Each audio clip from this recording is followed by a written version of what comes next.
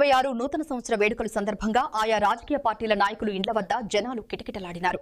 గురువారం జనవరి నూతన సంవత్సర సందర్భంగా టీడీపీ మండల కన్వీనర్ రామమునిరెడ్డికి టీడీపీ నేతలు శుభాకాంక్షలు తెలపగా జెడ్పీటీసీ రవికుమార్ రెడ్డి ఇంటి వద్దకు వైసీపీ నేతలు వెళ్లి పూలమాలలతో సాలువాలు వేసి నూతన సంవత్సరం వేడుకలు చెప్పారు.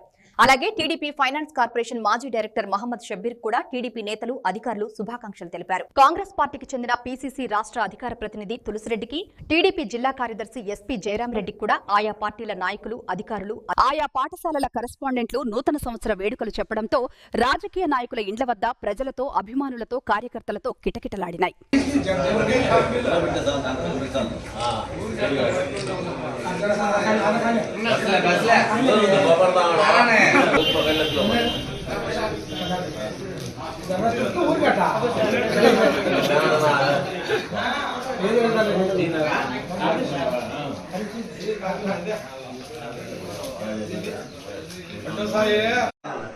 గుడిలో కూడా